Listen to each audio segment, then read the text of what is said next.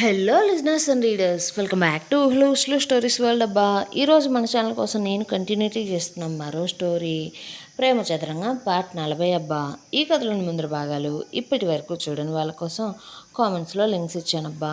అలాగే ఛానల్లో ప్రతి కథకు ప్లేలిస్టులు కూడా ఉన్నాయబ్బా. కొంచెం సబ్స్క్రైబ్ చేసుకొని చూస్తూ కథ నచ్చినట్లయితే తప్పకుండా లైక్ చేసి కథ ఎలా ఉందో ఒక బుల్లి కామెంట్ రాయండి. మరి ఇంక మనం ఈరోజు కథలోకి వెళ్ళిపోదామా? సృజన్ మధుమితని తన మీద పెట్టిన కేసుని వెనక్కు తీసుకోమంటూ తనకు మనీ ఆఫర్ ఇవ్వగా మధుమిత అలా చేయను అంటూ చెప్పడంతో సృజన్ తనతో కొంచెం బెదిరించినట్లుగా మాట్లాడి అతను చెప్పవలసిందంతా చెప్పి 2 రోజుల సమయం ఇస్తానంటూ అక్కడి నుంచి వెళ్ళిపోయాడు. మధుమితను కలవడం కోసం హాస్టల్కి విక్రమ్ వచ్చాడు అని తెలుసుకున్న మధుమిత ముందు కంగారు పడినా సరే ఆమె చేసిన పని అసలు ఎవ్వరికీ తెలిసే అవకాశం లేదు అనే ధీమాతో వాడు అసలు ఇప్పుడు పోవాల్సింది గమ్యం ఉంటున్న విల్లాకి కదా, మరి వీడు ఎందుకు ఇప్పుడు నన్ను కలవడం కోసం హాస్టల్కి వచ్చాడు? అసలు సంగతి ఏమై ఉంటుంది? కొంపతీసి గురుడికి నా మైదేమన్నా మోజు పుట్టిందా, లేక మరింకేమన్నా జరిగి ఉంటుందా? అసలు ఇప్పుడు నేను వీడిని కలవాలా లేదా అనే ఆలోచనలో పడింది. స్వీటీని ధన ట్రీట్మెంట్కి జయంతి ఉన్న హాస్పిటల్కి తీసుకుని రాగా ఆమెను ట్రీట్ చేసిన డాక్టర్ స్వీటీని అక్కడే వారి హాస్పిటల్లో ఉంచుకొని ట్రీట్మెంట్ చేయడం కుదరదు అంటూ చెప్పడంతో ధన స్వీటీ బిల్ పే చేయడం కోసం కౌంటర్కి వెళ్ళగా జయంతి బిల్ పే చేస్తున్న దేవి అక్కడ ఉన్న ధనను కోపంగా చూస్తూ అతని దగ్గరికి పోయి, అరే ధన, అసలు నువ్వు ఇక్కడ ఏం చేస్తున్నావురా? 2 రోజుల నుంచి నువ్వు ఫోన్ కూడా తీయడం లేదు. అసలు నువ్వు ఇప్పుడు గౌరవ్ ఇంటి నుంచి ఎందుకు బయటికి వచ్చావు అంటూ అక్కడ దేవి పెద్ద పెద్దగా కేకలు వేస్తూ ఉంటే అది చూసిన ధనకు ముందు తన తల్లిని అక్కడ చూసి వాళ్ళంతా చెమటలతో తడిసిపోతూ ఉంటే అతనికి గుండె అరికాలిలోకి జారిపోయింది. ఎందుకంటే ఆమె పిచ్చ కోపంతో ఉంది. దాంతో ఏం చేస్తుందో ఏమంటుందోనన్న భయం కూడా ఉంది. తనకు మొదటిసారి తల్లికి అసలు ఇప్పుడు ఏం చెప్పాలో తెలియని స్థితిలో ఉన్నాడు. ఇంతలో మళ్ళీ దేవి కోపంగా, నిన్నేరా వెధవా, సమాధానం చెప్పవేంటి అంటుంటే ధన ఇక లాభం లేదు అనుకుని తల్లి చేతిని పట్టుకొని పక్కకు తీసుకుని పోతూ, అమ్మా ప్లీజ్ అంత పెద్దగా అరవకు, అసలు ఎందుకు ఇప్పుడు నువ్వు ఇలా అరుస్తున్నావు? మన చుట్టూ చూడు మనల్ని ఎలా చూస్తున్నారో. నువ్వు కోపంతో అడుగుతున్నావే తప్ప అసలు నీకు సమాధానం చెప్పే అవకాశమైనా ఇస్తున్నావా అంటే దేవి, చెప్పరా వెధవా చెప్పు, ఈసారి ఏ ఘనకార్యం చేశావురా సన్నాసి? అసలు నువ్వు కుదురుగా ఒక చోట ఉంటావారా? చేసే తప్పులన్నీ నువ్వు చేసి ఇంకా కోప్పడద్దు అంటూ చుట్టూ చూస్తున్నారు అంటూ నాకే చెప్తున్నావా అంటుంటే ధన, అమ్మ ప్లీజ్ అలా అనద్దు, నేనెప్పుడూ కూడా ఏది కావాలని చెయ్యను, అనుకోకుండా అలా జరిగిపోతుంది అంటూ ఇప్పుడు దేవి నుంచి ఎలా తప్పించుకోవాలా, ఏమని సమాధానం చెప్పాలా అని ఆలోచిస్తుంటే దేవి, అయితే ఈసారి మరి నువ్వు అనుకోకుండా పెట్టిన పెంటేదో చెప్పిసావు అంటూ ధన సమాధానం కోసం కోపంగా చూస్తుంటే ధన చిన్నగా, అమ్మా నేను 4 రోజుల క్రితం బైక్ రేస్కి వెళ్ళా, అక్కడ అనుకోకుండా నా వల్ల ఒకడు బండి నుంచి కింద పడ్డాడు. సో అందుకే వాడికి ఇక్కడ ట్రీట్మెంట్ ఇప్పిస్తున్నా ఎవ్వరికీ తెలియకుండా అంటూ చెప్పడంతో దేవి కంగారుగా, అరే వాడు అసలు ఉన్నాడా పైకి పోయాడారా? అయినా నువ్వు అసలు ఏ ముహూర్తాన పుట్టావురా నా కొడుకున? అసలు ఇలా ఎందుకు తయారయ్యావురా? 2 కొడుకులున్నా నాకు అసలు ప్రశాంతత అనేదే లేదురా. ఒకడేమో ఇంట్లో ఉన్నా లేనట్లే ఉంటాడు, నా మాట వినినట్టే ఉంటాడు, కానీ అసలు వాడేంటో వాడి మనసేంటో అర్థం కాదు.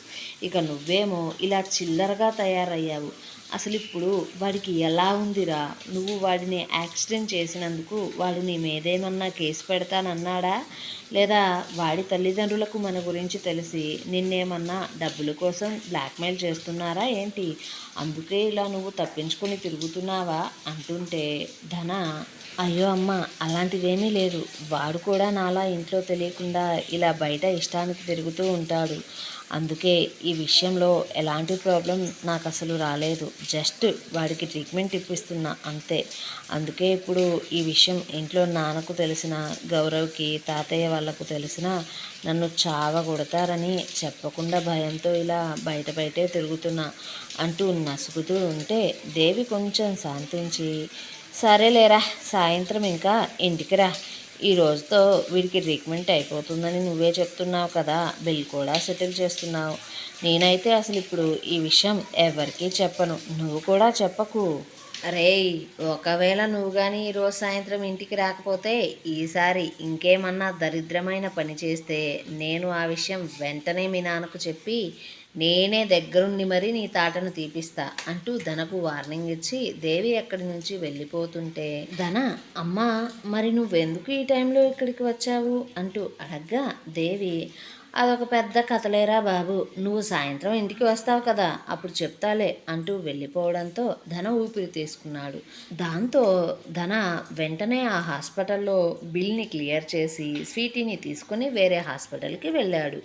ఇంకోవైపు ప్రగతి గమ్య ఇంటికి వచ్చి గమ్య కాపురం గురించి గౌరవ్ ఇంట్లో పనిచేస్తున్న పనివారిని ఆరా తీస్తుంటే పని మనిషి ప్రగతి మాటలకు కొంచెం ఇబ్బందిగా, అదేంటమ్మా మీరు ఇలా అడుగుతున్నారు, ఏమైంది, మీకు మీ అక్కకు ఏమన్నా ఇబ్బంది ఉందా అంటూ అడిగితే ప్రగతి, అలాంటిదేమీ లేదు, నేను మా అక్క చాలా బాగుంటాం, కానీ మేము చిన్నతనం నుంచి పల్లెటూరులో పెరిగాం కదా, మాకు అంటే ముఖ్యంగా అక్కకు ఇక్కడ పద్ధతులు అలవాట్లు పెద్దగా తెలియదు, అందుకే తనతో బావ ఎలా నెట్టుకొస్తున్నాడా అని అడుగుతున్నాను అంతే అనగానే పని మనిషి నవ్వుతూ, అమ్మగారు మీ మాటలు విని మీరు ఆరా తీస్తుండడం చూసి నేనైతే చాలా భయపడ్డా, బంగారం లాంటి జంట గురించి ఇంటికి వచ్చి రాగానే ఈమెంటి ఇలా ఎందుకు అడుగుతుందా అని కొంచెం కంగారుగా కూడా అనిపించిందండి.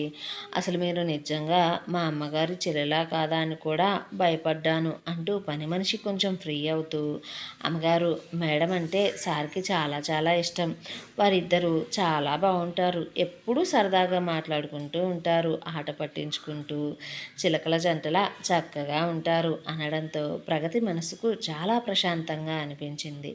దాంతో సరే నేను మరి అక్క గది దగ్గరికి పోతా, ఇంతకు తన రూమ్ ఎక్కడా అంటుంటే పని మనిషి ప్రగతి లేచి మేడ మీదకు నడవబోతుంటే, మేడం సార్ వాళ్ళు మధ్యాహ్నమే ఇంటికి వచ్చారు, అలా వచ్చి రావడంతోనే వారు వారి గదికి వెళ్ళిపోయి ఇంతవరకు బయటికి రాలేదు. అంటే వాళ్ళకు ఈ మధ్యనే పెళ్ళయింది కదా, కొత్తగా పెళ్లి జరిగిన జంట కావడం వల్ల మనం వాళ్ళు బయటికి వచ్చేదాకా ఎదురు చూడడం మంచిది, మనం అక్కడికి వెళ్తే అంతగా బాగోదు, పైగా మీరు అమ్మగారికి చెల్లెలు కదా, కాబట్టి మీకు కూడా అక్కడ కొంచెం ఇబ్బందిగానే ఉంటుంది అనగానే ప్రగతి చిన్న నవ్వుతో తన నడకను ఆపేసి మళ్ళీ వెనుదిరుగుతూ, నువ్వు చాలా హుషారుగా కనిపిస్తున్నావే, అసలు ఇంతకీ నువ్వు ఎన్ని రోజులైంది మా బావ దగ్గర పనిచేయడానికి వచ్చి అంటూ సరదాగా వారిద్దరూ మాట్లాడుకుంటూ ఉన్నారు.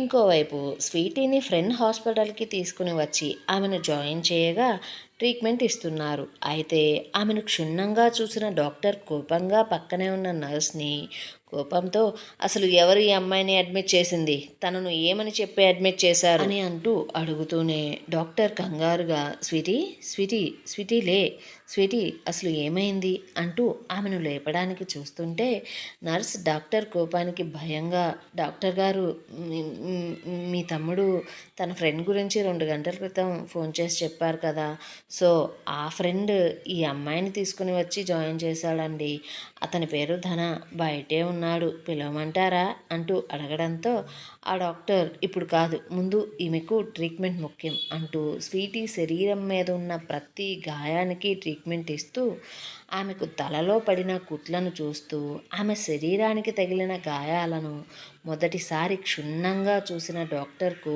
అతను డాక్టర్ అయినా సరే అతని కంట్లో కన్నీరు తిరిగాయి. ఎందుకంటే స్వీటీ తన తల్లిని మొదటిసారి ఆ హాస్పిటల్లో తన దగ్గరకు తీసుకుని వచ్చినప్పుడు ఆమె చాలా అమాయకంగా 2 జడలను వేసుకొని చిన్న పాపల పాలమీగడ లాంటి రంగుతో చక్కని రూపంతో ఒంటి మీద మచ్చ లేకుండా బంగారంలా ఉండేది.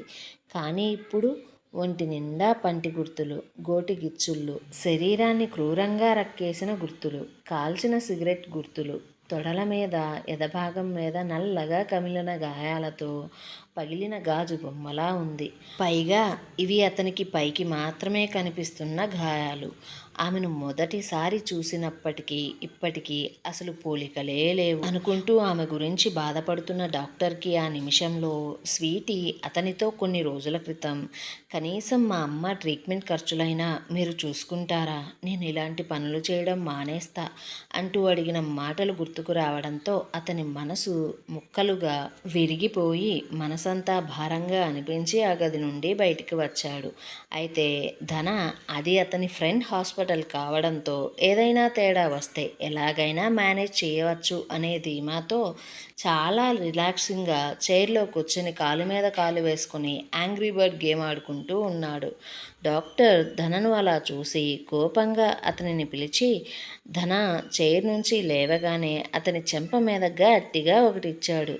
సాయంత్రం 7 దాటుతున్నప్పుడు గమ్య గౌరవులు కిందికి వస్తూ ఉంటే అప్పుడే ప్రగతి వారి కోసం అప్పటికే సిద్ధం చేసిన వంటలను డైనింగ్ టేబుల్ మీద సర్దుతూ ఉంటే చెల్లిని అక్కడ చూసిన గమ్య పరిగెత్తుకుంటూ వచ్చి ప్రగతి దగ్గరికి సంతోషంగా వెళ్ళి ఆమెను హక్ చేసుకుంది. గౌరవ్ చిన్న నవ్వుతో ఎప్పుడు వచ్చావు అంటూ అడగ్గా గమ్య కూడా నువ్వెంతసేపు అవుతుందే వచ్చి, వచ్చిన దానివి ఎందుకు నా గది దగ్గరికి రాకుండా ఇలా వంట పని చేస్తున్నావు, ఈ పని చేయడానికి పనివారు ఉన్నారు కదా అంటుంటే అక్క నేను ఇక్కడికి సాయంత్రమే వచ్చా, మీరు పైన బాగా అలసిపోయి నిద్రపోతున్నారని మిమ్మల్ని డిస్టర్బ్ చేయకుండా ఉందామని మీకోసం వంట చేస్తూ టైంపాస్ చేస్తున్నా అనగా గమ్య ఇబ్బందిగా సారీ అంటూ చెప్పడంతో గౌరవ్ ఆమె మాటకు కొంచెం షైగా ఫీల్ అవుతూ ఆ పరిస్థితి నుంచి అతను తప్పించుకోవడానికి ఇక తిందామా అంటూ తినడం కోసం కూర్చొని వారు ముగ్గురు సరదాగా మాట్లాడుకుంటూ ఉంటే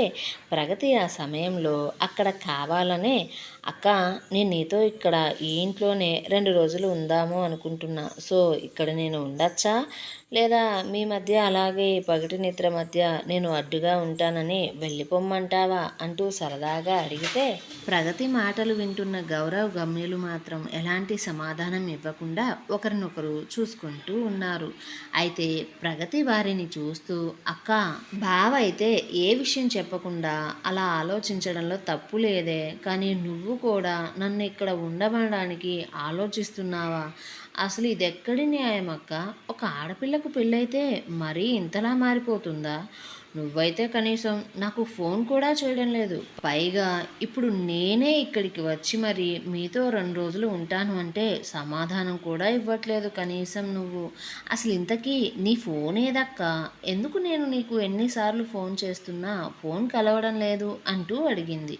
ఇంకోవైపు మధుమిత నంబర్ విక్రమ్ తన ఫ్రెండ్ దగ్గర సంపాదించి విక్రమ్కి ఇచ్చాడు.